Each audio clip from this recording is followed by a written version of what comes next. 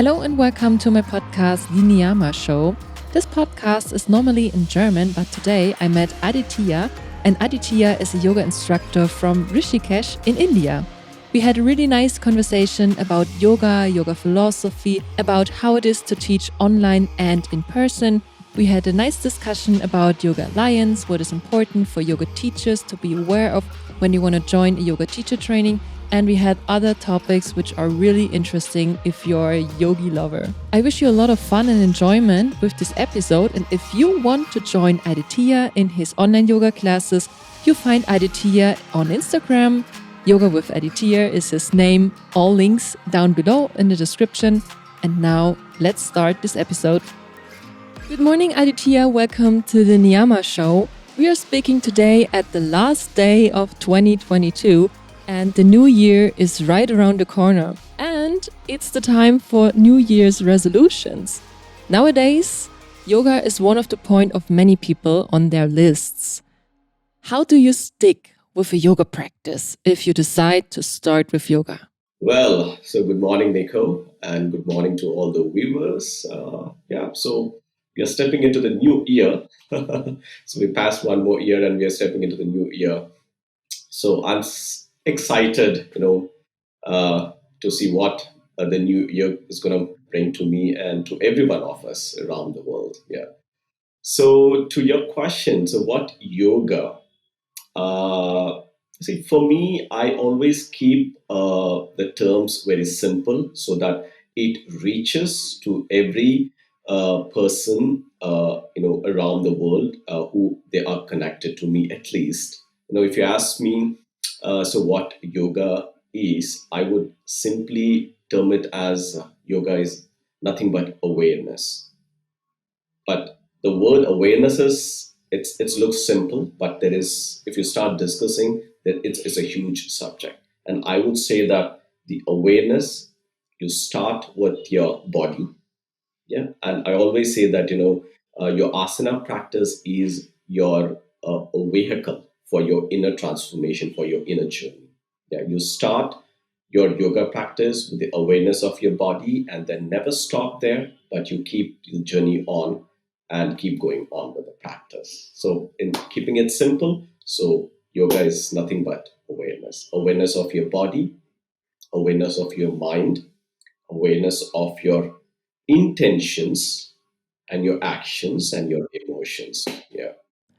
You know, a lot of a lot of people start with these resolutions in the new year and they only are on their resolutions for 3 to 4 weeks and after them they lose it a little bit. So, what would your tip for these people to stay on it, to stay with their yoga practice? Well, that's a very good point that we are touching. The resolutions that we always take and a lot of big promises that we give to ourselves every year. Yeah, right. And this the next year I'm going to do a lot, and not just about okay. Let's since we're talking about the yoga, let's talk about the health. So a lot of people, they say that I'm going to commit towards my health from the next year. So that is a resolution that I keep seeing that a lot of people, they commit to themselves. But why not people able to follow the commitment is not able to understand their own behavior pattern first. First, you need to understand how we behave with ourselves. So it's not with the body, but how we behave with our mind, the pattern of the mind. So if my understanding is correct, the majority of people start with a big bang, right? I'm going to do this, I'm going to do this, I'm going to do this. But as you said, that they start with a big bang and slowly that with the intentions, that enthusiasm drops after probably a weeks or a months later. So I would always suggest to all my viewers or to my students, to anyone that approaches me, I always suggest that never ever focus on a big goals. Start with a smaller point. Maybe it could be your 10 minutes of a practice, but stick to the 10 minutes. Yeah, even That's if you really a think that good tip. yeah, you do not have 1 hour time every day. Of course, these days time is a money, right? People living in a city environments, having their own life out of the yoga mat, like probably there are few go to the jobs, and few people have families to take care of. Of course, everyone will have their own things to take care. That's what I would call the reality. So where do we get time to take care of our own self? We do get time, but you not necessarily that you have to give 1 hour of it. But if you can commit a 10 minutes of your daily practice with consistency, and that brings a lot of change. The change first comes in your mind. Yeah, That's a really good yeah, point. I remember right now, last year I said to myself, okay, I want to start in the January with yoga every day. So I did exactly what I think a lot of people do. So I started doing this yoga program every day. So there was a mix of different yoga lessons, short and long lessons, and I continued for about 3 weeks or so. But after that, I lost it because my goal was too big, and maybe my own goals I made for myself were too big. But to tell the people, to tell our listeners that it's, we as yoga teachers, we are also only people, and we are normal workers like everybody. And it's absolutely normal that you can't stick to big goals. I would not say they are not not good. They're good in any reason, but if you stick to tiny goals, it's okay to do 5 to 10 minutes every day. I think that's how people can handle this situation with each goal, with each resolution for this new year. I think what you said as yoga teacher, we can keep them in their yoga paths um, with simple practice. Would you agree? I totally agree to that. I totally agree to that. This is something that I always emphasize to my students, that you start your practice. What really matters is a consistency. Yeah, it doesn't matter you're going to practice for 1 hour a day. It doesn't matter you're going to practice for 15 minutes a day.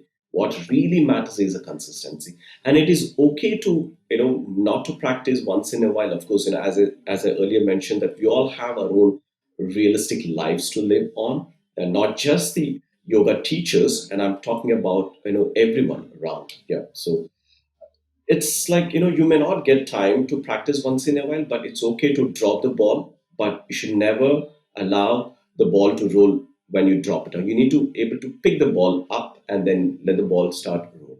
The practice should go on. And I It would could be call simple. it could be simple. And in Sanskrit, we call the dinacharya. Dinacharya is nothing but a routine. Yeah. Having a set routine will always give you a peace of mind. Yeah. You know what you're going to do for the day. That if you know what you're going to do for the day, it brings a lot of clarity to you.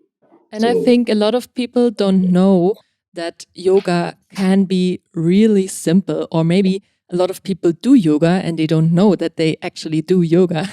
Like, if you wake up and do a little stretch for yourself, stretching. be Yeah. aware of your breath and take a moment to think of your day, what you want to do this day. That's yoga.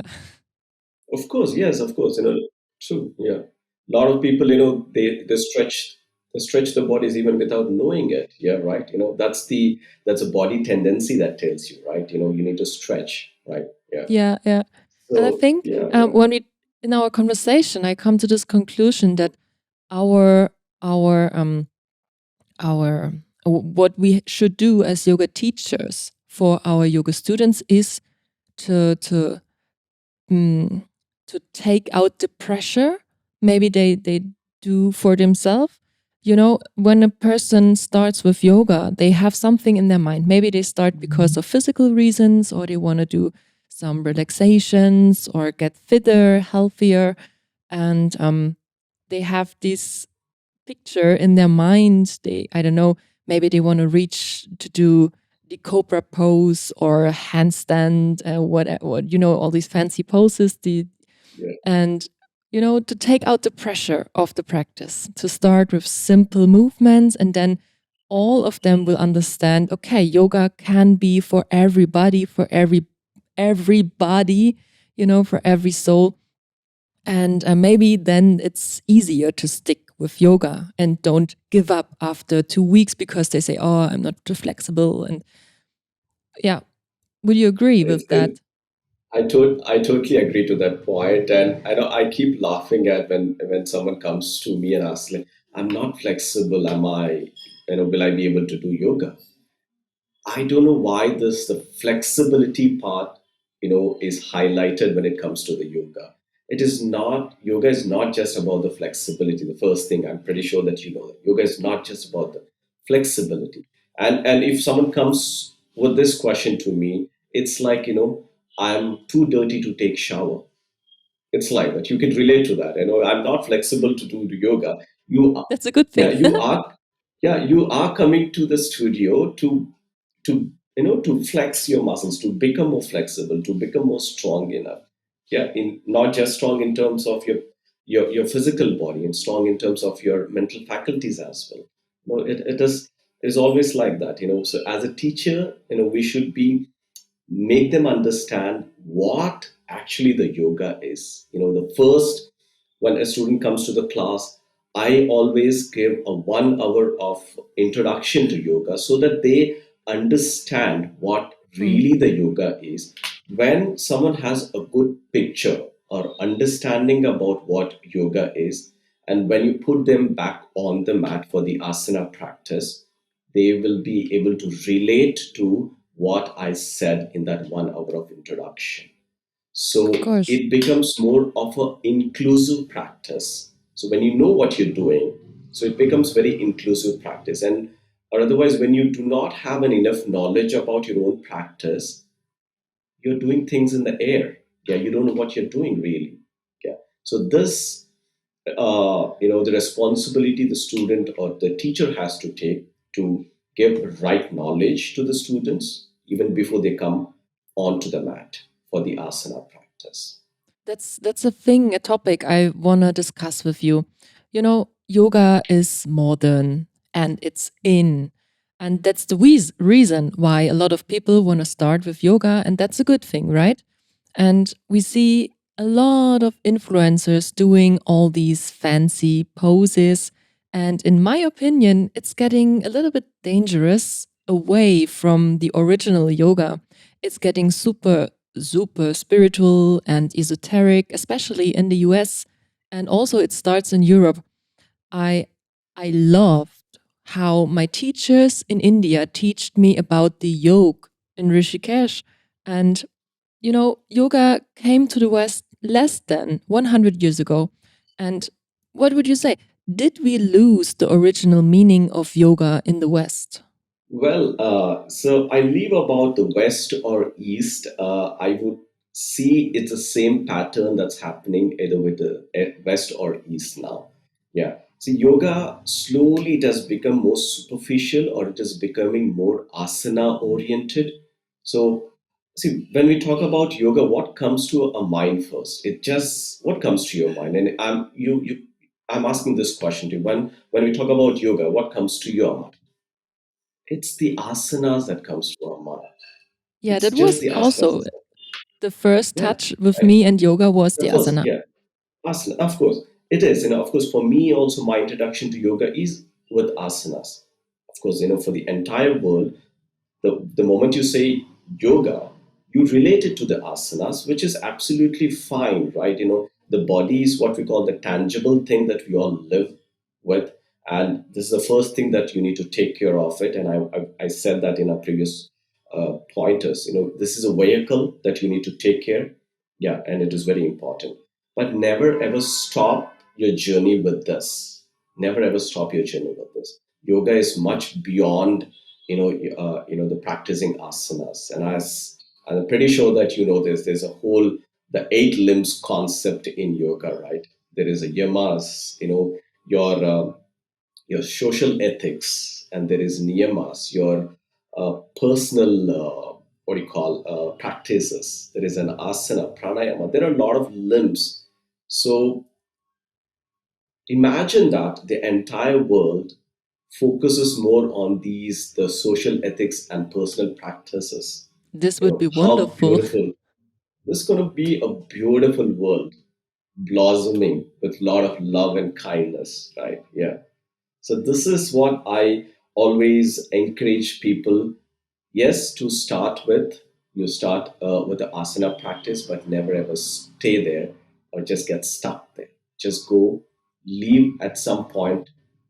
It's okay. It's absolutely fine to do all the crazy poses. It's all we all humans. We all wanted to try a lot of different things. It's absolutely fine to try a lot of different things. So those cobra poses, those headstands and the handstands, but our entire goal should not get evolved around these practices. Yeah. If you can't do a headstand or handstand, it is absolutely fine. But keep going. Do the other practices. There is an pranayama. There is a meditation. Yeah. I think a lot of yoga teachers should focus more on the yamas and niyamas. The most thing we are talking about is, ahimsa. It's so important. Ahimsa is the non-violence for our listeners, and it means that you be aware of everything you do and don't harm others and don't harm yourself in every constellation. And the other thing with the asana practice is tapas. And tapas means kind of self discipline. So you can focus on your goals, and we all need goals. Goals are important, but don't overdo them. It's really important that you be aware of your body, of your possibilities. And for example, if you want to do a fancy pose, if you want to do a handstand, then you have to stick to that goal to reach it. You have to practice, you have to keep going, but also you have to practice. How is it called? Yeah, you have to be fine with it that you maybe don't reach it next week or next month or next year. You know, you should be really fine with it. And that's what yoga teachers should teach, that to put the ego away. I totally agree to your point. Yeah, I totally agree to the point. There's a lot of times. Yes, uh, I totally understand that. We're all. I would say that. Focus more on the asanas, which I'm absolutely fine with that. So as I said again, it's we start with that. And yeah, since you rightly mentioned about the non-violence, the ahimsa, do not torture your bodies of pushing too hard. This is something that I keep seeing these days, that that even the teachers, they push the students a lot into the poses. Why are we doing it, and what are we going to achieve by pushing too much into any particular course? What a student is going to achieve by getting too deep into of any of the courses? So they need to ask themselves. A student first asks the question to myself: why am I really doing this? What is my goal of? Maybe I'm just giving an example. Okay, you wanted to do a back bend. Okay, so you achieved it. What else? You need to ask a question to yourself: what else? What else I can do? So, how much of twisting and turning of my body that I can do? What goes beyond that? So, this is something that in my own yoga journey, I asked this question to myself. After 3 years of my practice, I was crazy about all the advanced postures. I was doing the handstand, the headstand, the scorpions, and all those things. One day, I was just sitting alone. I was introspecting. Yes, I'm doing all these poses. I'm perfectly healthy now. My body's, and I can feel I'm a lighter version of myself.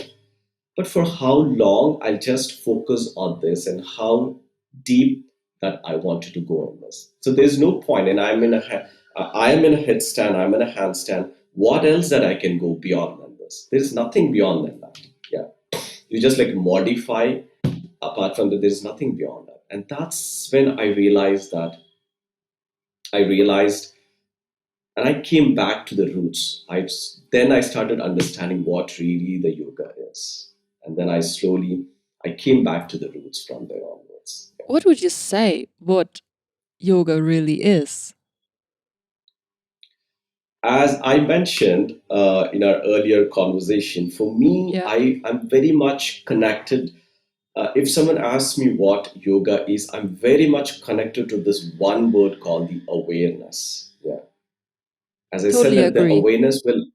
the awareness will start with the body because it's the tangible thing that we always connect, right? This is I identified with this body in this modern mundane life. I do get identified with this body, of course, because I want this body to live and move freely, not having any disease, so that I can stay and I can do things with this body without any pains and aches. So that way I do get identified with it. I And mean, that's your it's first called, step of awareness. yes. I mean, it's called the yoga path, not the yoga finish. Yeah, We are yeah, all yeah, on the path, and I just want to add something to the pushing of yoga teachers. um, I know it's really important that we create awareness for our body, and it's something beautiful. I mean, we connect with ourselves, and we feel our body, we feel our joints, our muscles, everything, and it's important to understand what your body can achieve, especially when you are for me, I really like to get pushed in some postures because I feel okay, I can go that deep, for example, but I could go deeper if I get a little push, and it's yeah, okay, I don't harm myself. But at the first point, I understand, or I understood that I can do that. My body is can possibly do this. awesome. I don't have any anatomical borders. And the best thing I tell my students is, I explain it with our hip joints. If you have your hip joint and it can be really closed, so Yeah, maybe you can do the split. If it's a bit open, you can lift your leg as high as you want.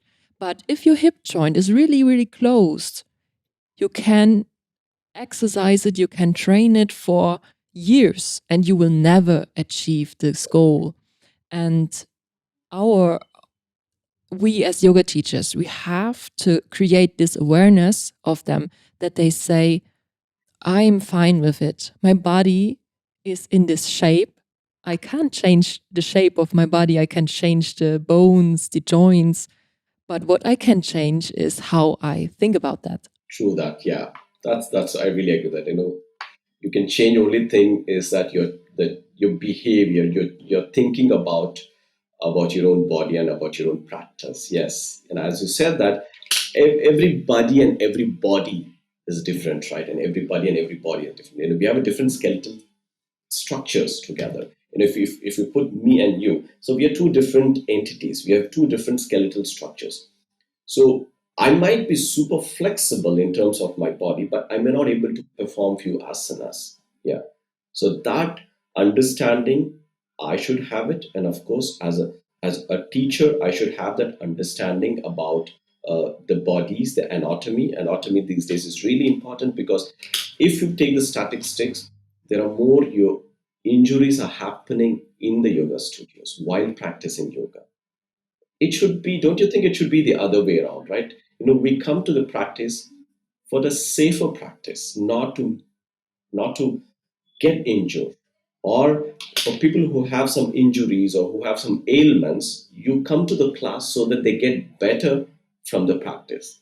But slowly the yoga practice is going to another level, other dimension. If you look at the statistics, there are a lot of injuries are happening in the yoga practice. So, which is a little alarming situation. That why this is happening, because we have become more of asana oriented, and of course, adding on to it, there is a lot of Instagram pressure these days for a lot of yoga practitioners. That when I look when I scroll my Instagram reel, I see a nice, the yoga practitioner moving a body to her or his maximum, the what do you call, the range of motion. So it looks aesthetically, it looks so appealing.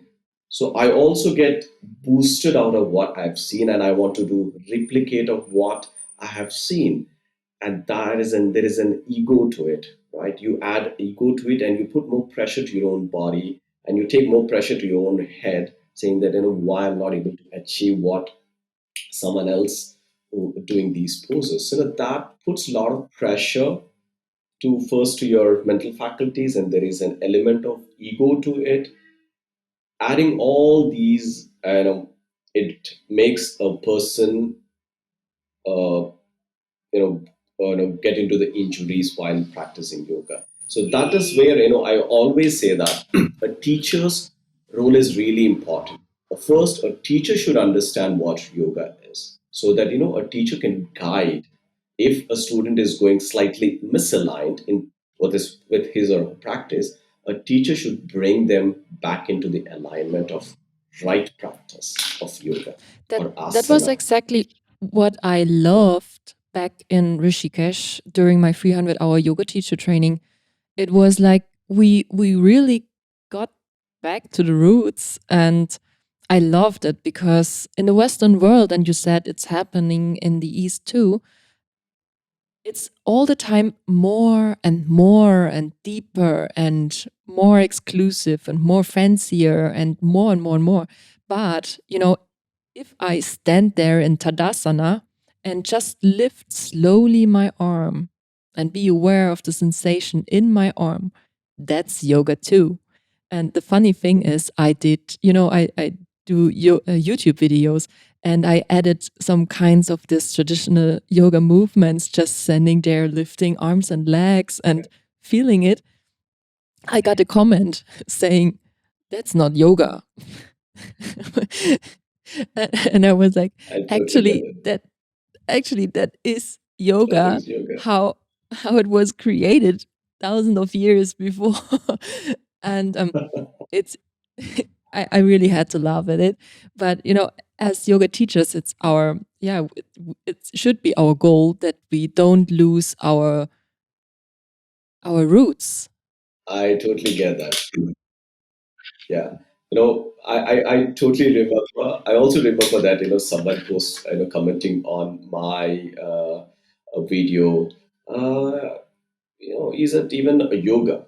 I said, I said, see, for me, any exercise. See, what is asana? I need to break it down again. What is asana? Asana is nothing but an exercise.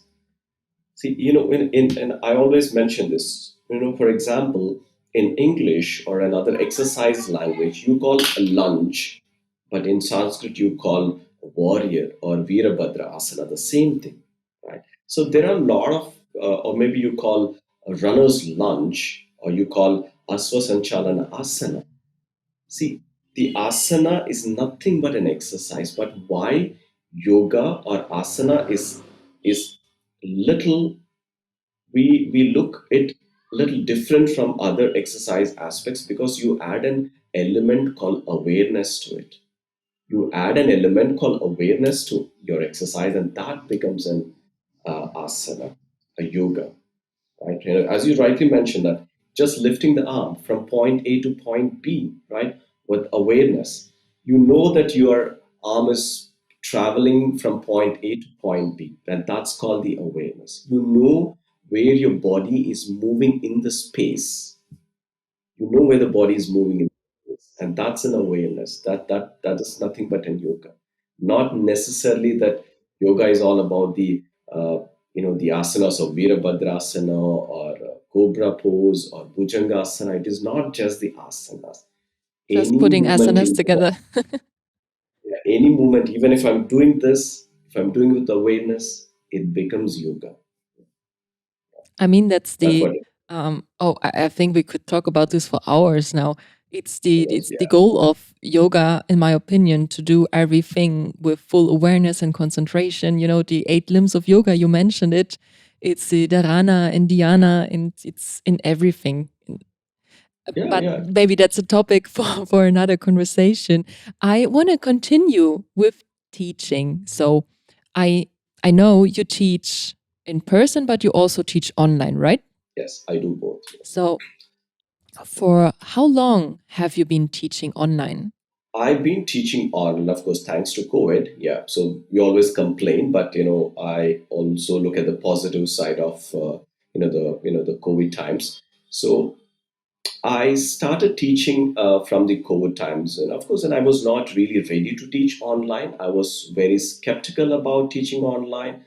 I was like doubting myself. How can I even teach online when my student is not in present of in front of me? How can I transfer my energy if my student is not there in front? It was my students who forced me to come online. So thanks to them, yeah, thanks to them. So they forced me to just come online. Okay, fine. I said that I'll give it a try. So and I started after 2 months of COVID, and we've still got stick to our homes. And then I started slowly. It really, yeah, of course, there's a lot of learnings that went for the 1 month. There's a lot of trial and error that I've done for 1 month. And then after, or maybe slowly, I slowly started getting into the essence of teaching online. And it really went well, and it is really going really smooth for me. And of course, everything will have pros and cons. Even teaching online has its own concerns, but I always look at the positive side of it. What would you say is the positive side of teaching online? What would I say the positive sides of teaching online is? I always come from the student point of view. I don't come from my point of view. I come from the student point of view. See, Mhm. not everyone got access to a yoga studios. People who are living in big cities, or maybe a tier one or tier two cities, they got access to the yoga studios, right? And the point one is, of course, they can go to the yoga studio, they can practice, and just imagine the people who are traveling or who are living in a small towns who do not have access to a good teachers and a studios. So what do they do? But they still love practicing yoga. So That's a really good they point. are, yeah, yeah. So where do they go to practice yoga? So for them, online is an opportunity, right? They can connect to any teacher who they want across the globe. Just with a few clicks away, they can connect to the any teacher from or through the globe, right? And also people who live in the big cities, and of course who have their own the realistic jobs and lives to take care of it. And as I always say, that time is a money. People who have a busy schedule, time is a money for them. Taking some time to go to the studio, park the car, change your clothes, you know do the 1 hour of yoga, again you come back, and then you pack your bags to go to the office. It takes a lot of time from them. It buys a lot of Yep. time from them. Now imagine that they are at their own home. All that they have to do is just 5 minutes before the class, roll the mat, practice for 1 hour, and then you do your own things. You saved a lot of the time there. And I'm looking more at the positive side of it. And of course, with the same students, you can do a lot of the workshops, meetups, once a week or once a month at a different location. This is what I've been doing, and I'm been doing it, and it's going really successful with my teachings online. I have two questions for that. What Yeah. would you say? What is important for a yoga teacher? What should a yoga teacher bring with to teach online? And in your opinion, what should a student know, or what should a student have to know to join an online yoga class? Because it's just, you mentioned it a bit, it's not so easy to teach and also to join as student. So what are these points in your opinion? Right. That's a right question. It's a good question. It's not easy, right? And you need a little bit of explanation so that, students or any practitioner who wants to adapt, yeah, they need a little bit of a clarity. The very first thing is, as a teacher, safe practice of my students is my big concern. Safe practice, since students are not in front of me physically, so I really need to be make sure that are they practicing in a safe environment. Yeah. Yeah. So that is my big or first concern is. So I modify the way of my teaching and the asanas also. For example, if there are a beginners, I don't even teach the asanas like a sarvanga asana, which requires your cervical, the activation of your cervical spine. So because in it is very sensitive part, and why I don't Hmm. teach a sarvanga asana because is so a student has to constantly listen and look at me while they're practicing online. And for example, if they are in particular asana, and if I'm talking the other side, imagine if they turn the head to side, which Yes, is not recommended in certain asanas.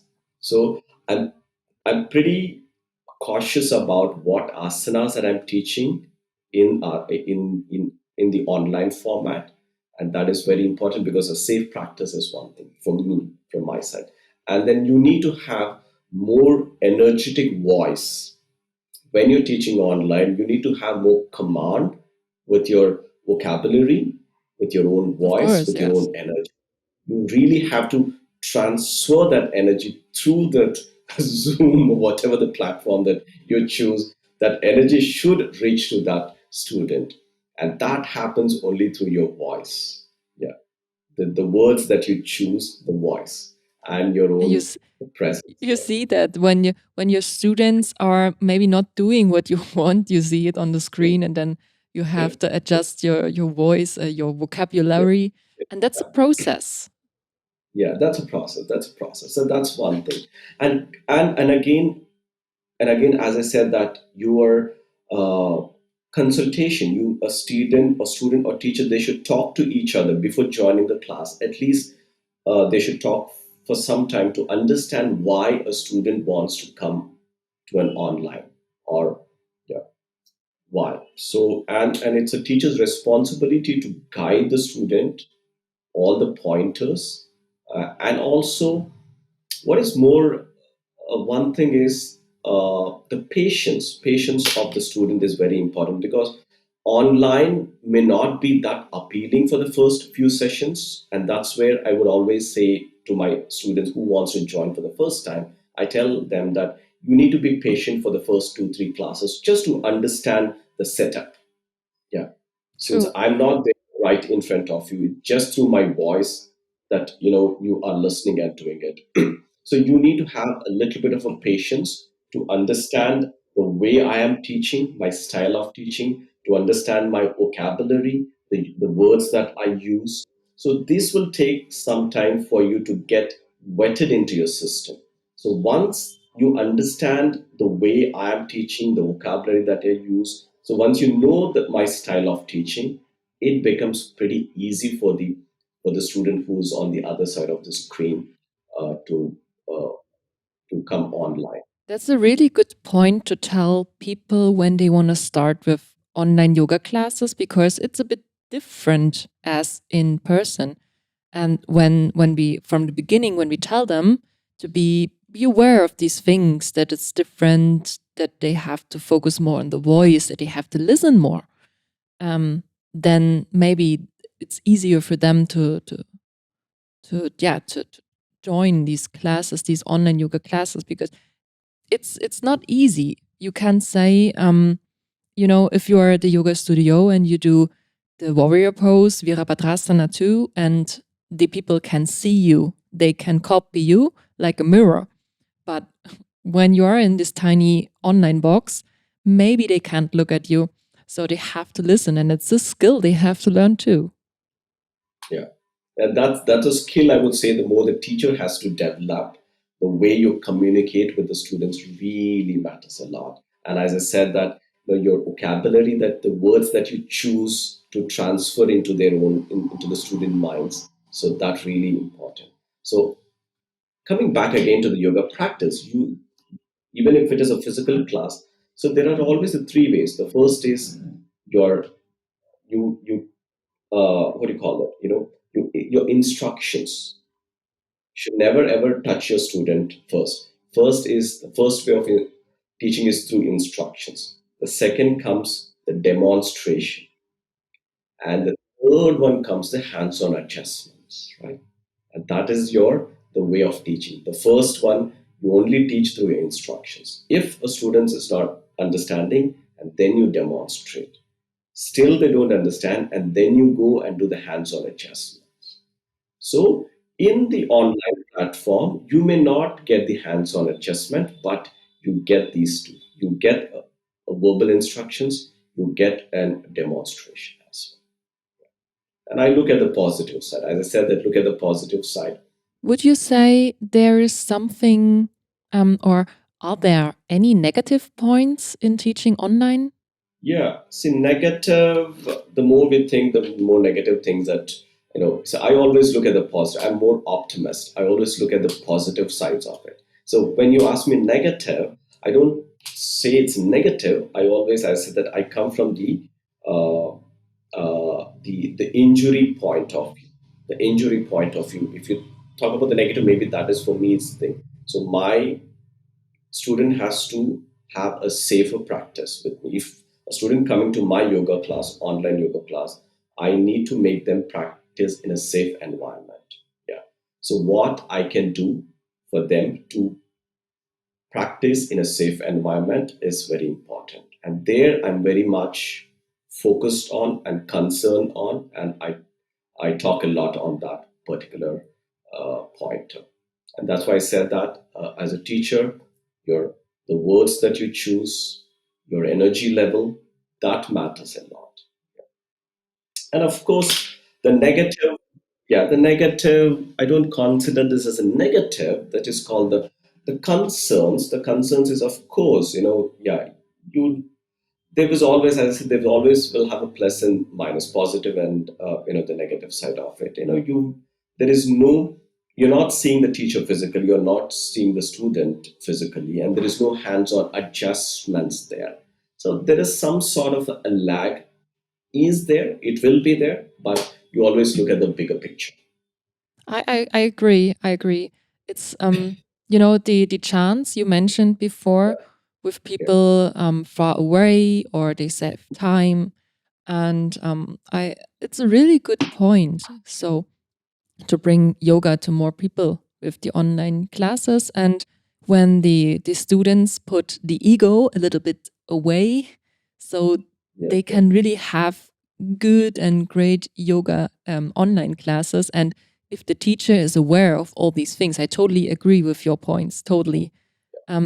Then it can be And as beautiful as in a yoga studio, even without yeah, hands-ons. I mean, I yeah, love to give hands-ons and I love to enjoy hands-on by myself. But also, when you are practicing yoga, you practice for yourself, for your body, for your mind, and then yeah, you can experience it online too. Totally agree. absolutely, absolutely. You need to tweak our own mindset. So when you tweak our own mindset to the positive side of it, everything will be good. Everything will be good. And I always go with this concept of simplifying yoga for the modern busy life, and that's the tagline that I go with in my online classes. Simplifying yoga for the modern busy lifestyle. Yeah. So everybody can come and join my class. Everybody and everybody can come and join my class. Yeah. Not just for the advanced practitioners. I am now a listener. I want to join a class of yours. How can I reach you? You can reach me through the first thing is you can reach through my Instagram, and that's where a lot of people ping me. That's where a lot of people see my short stories about the glimpse of my yoga classes, online classes, what I do. And yeah, so people usually they ping me to understand, ask me, well, how does it even works, can I try one class with you online? I said, absolutely, the doors are always open. Yeah. and Okay, and as I said that's that, great. I talk to them for half an hour. At least I spend half an hour talk to them. So, asking them, are you a practitioner? Are you new to a practice? And of course, all these questions. Do you have any injuries? What is a goal for your yoga practice? And how long do you think that you can stick on to the practice online or it is offline? So there are a lot of questionnaire. Yeah, it's almost like That's an great. interview. Yes, Yeah, yes, that's yeah, I love that. yeah, I wish a lot of more yoga teachers would go this way. And for all listeners, you will find the link to Aditya's Instagram account in the description down below. And now I want to talk about a little bit more about your personal yoga path. So, when did you start teaching yoga? And what did you do before you became a yoga teacher? That's an interesting thing for me. I It's know. interesting transformation for me. I was with a business school until 2017. I was in a Hmm. business environment. I was more into academic research. I used to work with a lot of government policies. We used to do a lot of the research on the government policies.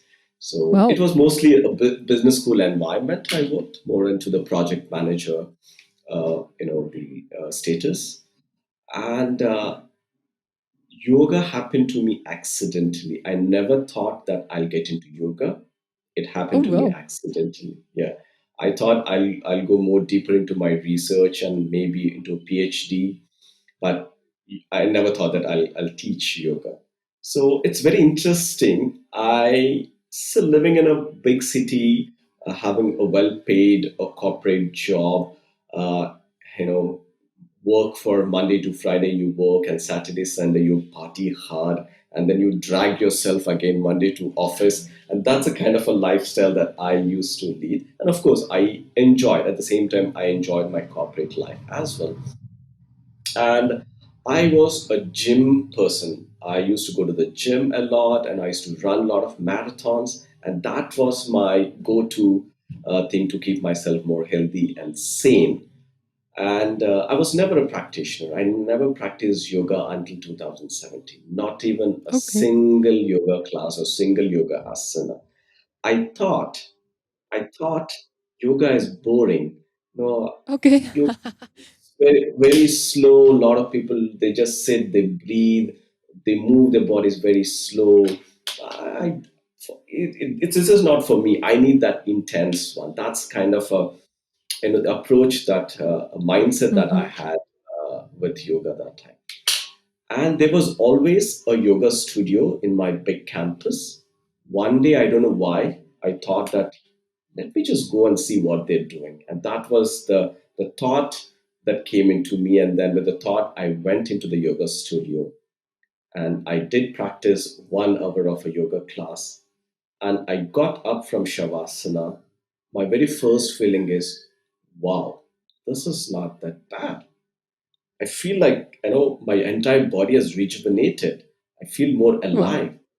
That was my first feeling. And then I could, I could immediately I got connected or analyzed between me going to the gym for the 1 hour versus me coming to the yoga for 1 hour. Right after the Shavasana, I felt more energetic. It's kind of a mystic feeling that I got right after getting up from Shavasana, and then slowly I started going to the more number of yoga classes. Yeah, and that's where I got connected to yoga, and I used to That's come back. beautiful. Yeah. And then I used to come back to my desk and start doing research on it. Why yoga is making me so much energetic? Since I'm always a researcher, so my research abilities, I wanted to, put it there to understand, what is it that making me so much energetic and so much good inside and outside. And yeah, of course, Google will always throw a lot of answers, right? Yeah. Then you said, okay, I want to learn more and went to a yoga school. Yeah, yeah, and then I wanted to learn more. And then I didn't even know that time that there is a concept called the teacher training course because nobody around me, my friends or family, nobody were a yoga practitioners. So I Oh, didn't know wow. whom to ask also. I didn't know whom to Yeah. ask also. So and that's why I depended on Google. Yeah, I was just doing research on internet. And of course, it showed me an answer saying that you can go for a teacher training course. What is this teacher training course? I never heard this term before. And then, of course, when I started digging deeper, it said that the teacher training course is for 1 month. Seriously, in 1 month, I'll become a teacher? I'm going to be a teacher. Wow, this sounds interesting. Or if not, I don't want to be a teacher, but I just want to grab the knowledge. That was my main intention that time. So with that intention, I joined the teacher training course, 1 month in Shivananda. I At least I had an understanding that if I want to do a yoga, I wanted to do a traditional schools, and that Mhm. understanding I had that time. And then with that understanding, I went to a traditional or authentic school in South India called Shivananda Ashram. That's in Kerala. Yeah. And I did my 1 month of teacher training course. And yeah, I understood a lot of things while I was doing my teacher training course. And I did understood that, 1 month is nothing, but it's just a teaser for your yoga practice. So yeah, and then while I was doing my teacher training course, I realized that 1 month is nothing, and then I decided that I want to quit my job. It looks like yoga is my calling. I really, want to go deeper into it. I really want to understand. It is giving that mystic feeling. It's talking about life. It is talking about go beyond yourself. Try to understand who you are beyond yourself. These questions mesmerized me. Yeah, and put me so much of a food for the thought kind of a thing. And You and never that's stop where. learning about yoga. That's a thing I learned by myself. So and it's a beautiful thing. So you think you know, for example, the 8 limbs of yoga. You can read about them, but you don't know each limb is so you can so go really deep into each Yeah. one of these beautiful limbs, and you never stop being a student when you go the yoga path. So um, was it Yoga Alliance certificated, or was it a yoga school? And what are your thoughts on Yoga Alliance certificated schools? Well, it becomes a controversial the yoga alliance. See, I always see. I did from a traditional school. It's called the Gurukul system in India. We call Hmm. that in India. It's called the Gurukul system. Authentic and traditional schools. So one of the traditional schools is Shivananda. They are not associated with any alliance. There's no. It's not alliance to the USA or UK or Europe accreditation. There Hmm. is no such accreditation. So it is pure school that has come from India, and it is not associated with any other the alliance or accreditations. So yeah, to come back again to my journey, I started again, as I said that, I quit my job, and that's where I decided that, I want to quit my job, and then I want to delve deep into the concept of yoga. It is not, even that time, it was not the asanas that I got, the fascinated with. It is the philosophy that I got so much fascinated with. The 8 limbs, as you mentioned, that it looks so simple, but it's like ocean of thoughts and the knowledge it got when you really try to want to understand what these 8 limbs are. If you can follow these 8 limbs, you become a blossomed human being. Yeah, you will blossom if you understand this 8 limbs. Not just understand, if you follow this at least a smaller percentage of it, you will become a wonderful human. And that's what fascinated me to stay in the ashram. I stayed in the ashram for 1 year. I packed my bags. Wow. I went home. I told my mom that I'm not going to see you for a year. I packed my bags and I came back to the ashram and I stayed there. And a lot of unlearning and relearning happened about life for me. It's in the ashram. Yeah, yeah. So that 1 year I spent time with my gurus. Of course, I was practicing asanas, and I was also trying to understand all the other 4 paths of yoga: your karma yoga, your jnana yoga, your bhakti yoga, the yoga of wisdom, the yoga of knowledge, the yoga of love, the bhakti. So Mm. it was wonderful that 1 year that I've spent in the ashram. Yeah, I still cherish those moments that I've spent. Yeah. I bet it was a beautiful experience. I experienced this 1 month in one month in India with the 300-hour teacher training, and we had like the ashram life. Yeah. It was not an ashram, it was a yoga school, but it was close to that, and I really enjoyed it. And afterwards, a funny thing was, on the last days, a friend of mine, Libby, she said, "It feels like that's our life now. So we wake up, do our mantra singing, do our studying, eating food, go to Yeah. bed, Yeah. and repeat." And it Repeat. was Yeah. it was a beautiful feeling. What I mentioned with Yoga Alliance, I discovered now different schools and different types of education.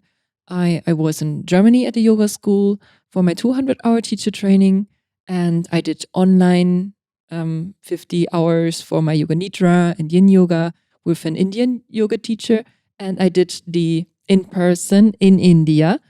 So all of them were different, and I came to this conclusion that it's a good thing that you have these kind of alliance, that people can imagine what you did, kind of you did, but also I know they have their rules too, but you can experience so different styles and quality of teaching. Even if that's a school yoga alliance certificated, it does not mean it's that good.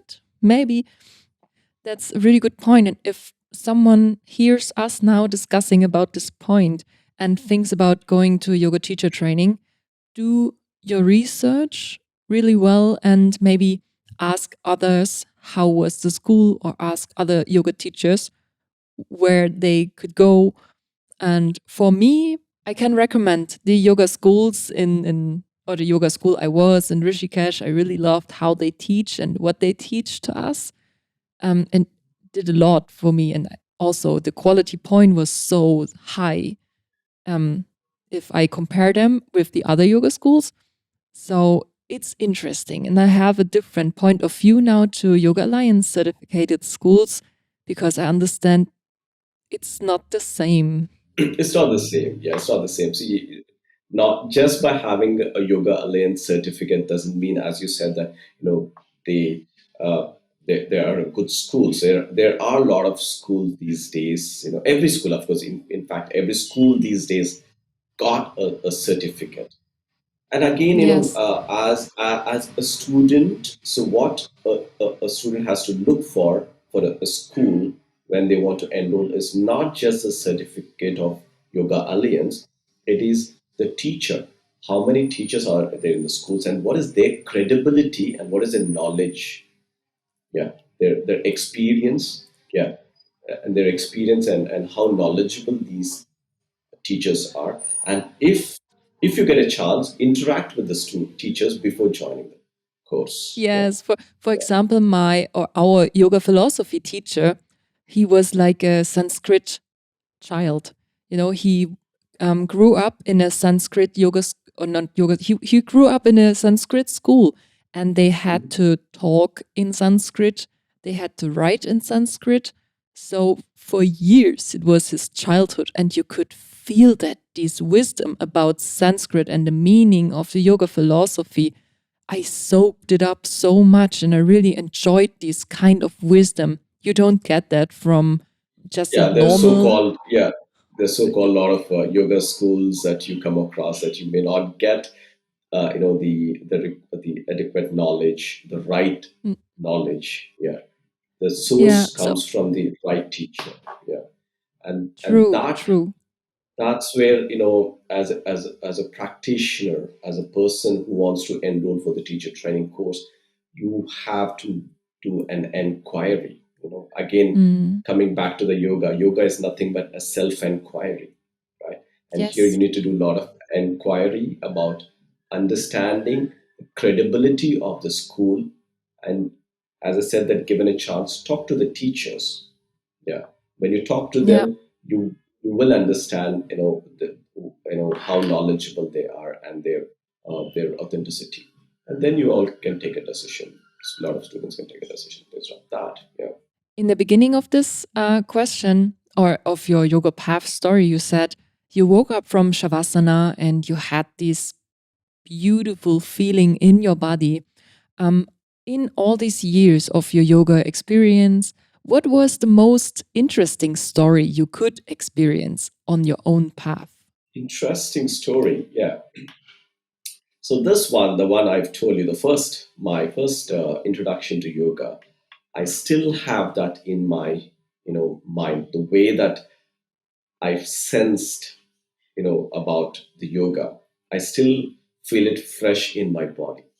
I still feel it fresh in my system. That the way that my first yoga class it went, and then when I got up from Shavasana, the feeling that what I felt that time, I still I carry that feeling in my system. So yeah, that's kind of a mystic feeling that gave that one small mystic feeling made me a teacher now. Yeah. So which I never thought that I will be a yoga teacher. I never thought I'll teach yoga. Maybe I thought I'll practice, but I never thought I'll teach yoga. Yeah. That the small mystic feeling of being alive or being more alive or being more freedom, bring the freedom in the body. And that what the curiosity made me a teacher now. And and yeah, and then I wanted to transform whatever the knowledge that I acquired, in that 1 year of being living in the ashram, and I wanted to it's a passion now. No, I don't really consider that as a yoga teacher as a job. It's my passion now. I did work in a corporate life environment for 12 years, and I quit my well-paid job.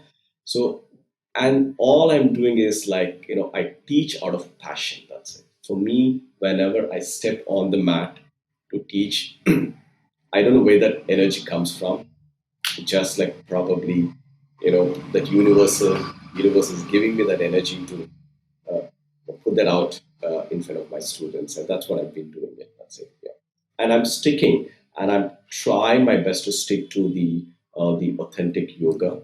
Yeah, of course, it is important to it is not important, it is okay to play around a little bit, make fun, do bit of little bit of a creative things, but never ever loosen up your roots. Yeah.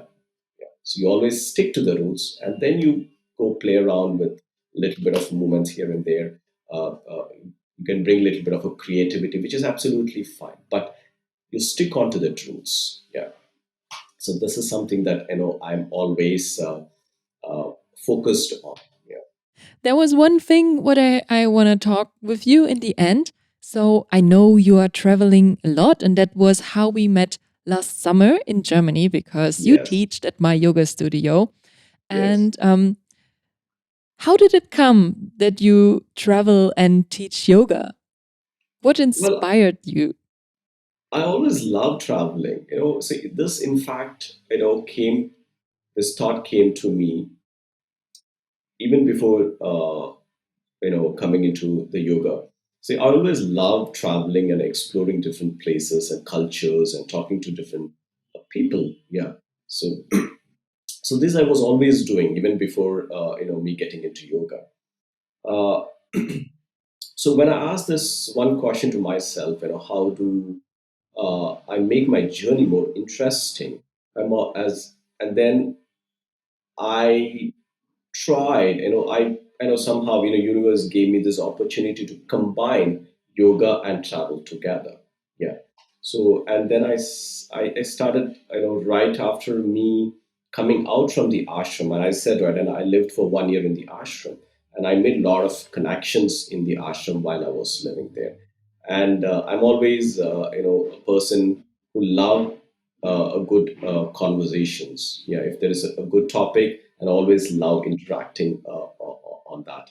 So yeah, with that, I made a lot of good connections. And the moment when I stepped out of the ashram after 1 year, I picked up traveling, and I straight away I traveled to Europe, and then and of course a lot of my friends they were waiting for me to come there, and that's how my first the journey through teaching happened. And from then onwards, always keep doing this, keep traveling and teaching at various locations. Yeah. And I'm a slow traveler. I don't like to travel too fast. I always believe in slow traveling, being there, and being in that community, try to understand, the people, the culture, and not necessary all the time I have to teach yoga, but there is, as I said, that I love interacting with people. There's more a meaningful conversation, that always used to happen between me and wherever that I am with the people around the corner, around the world.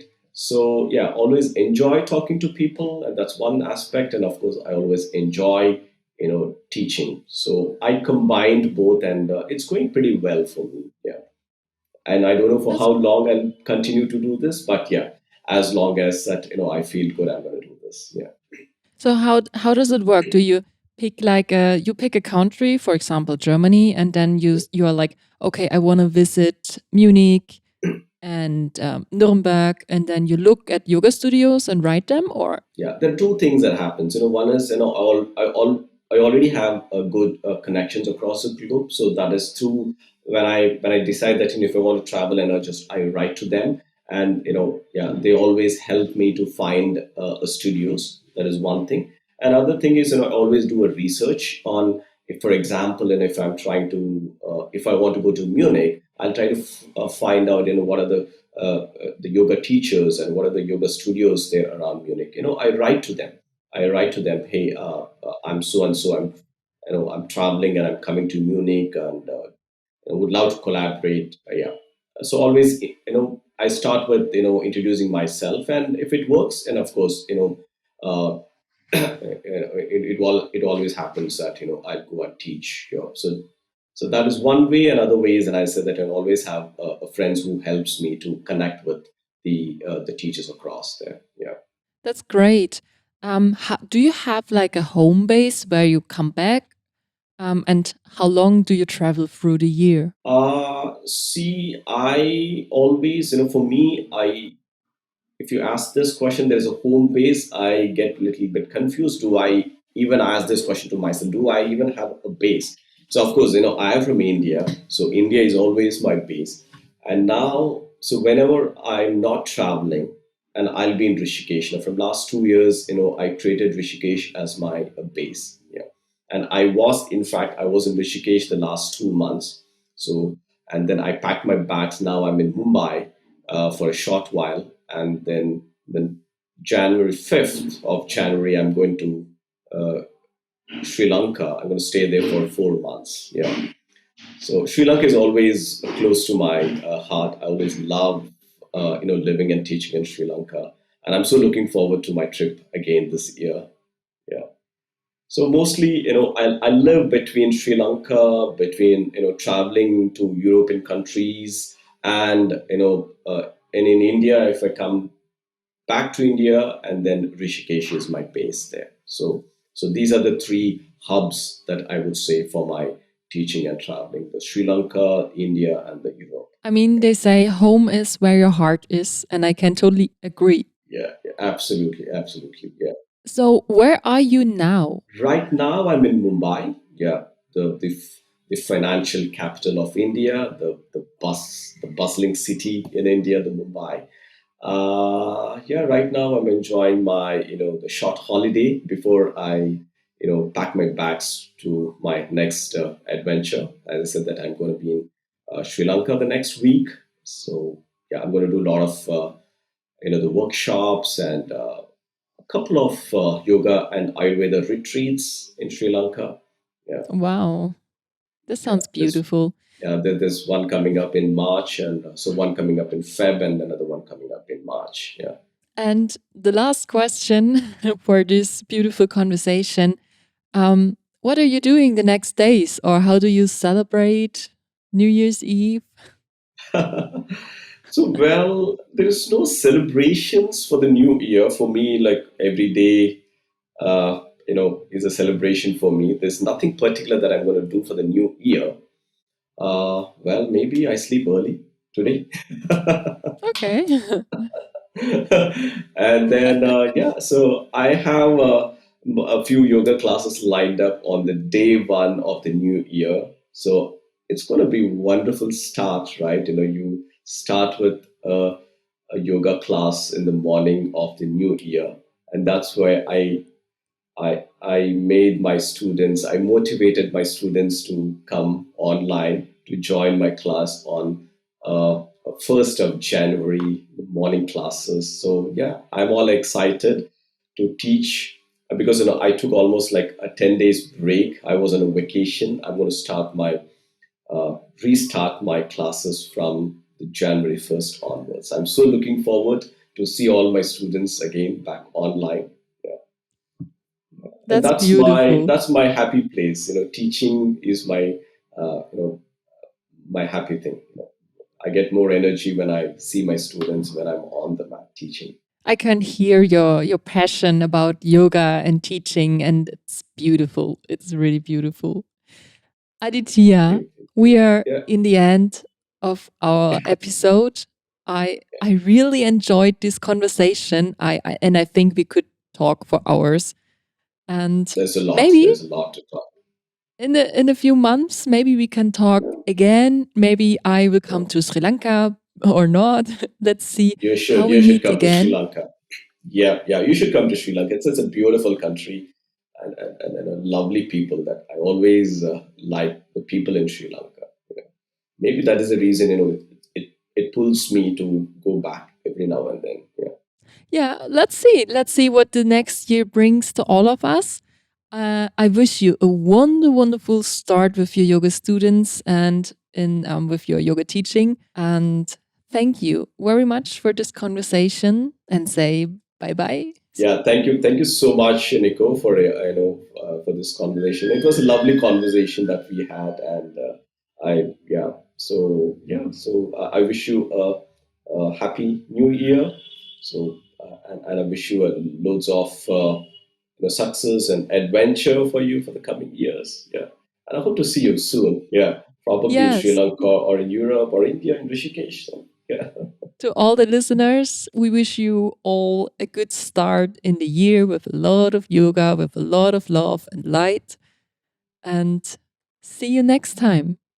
Yeah. See you all and have a lovely, the New Year Eve, and yeah. So stay healthy, be happy. Yeah, love and compassion. This is what all that we need.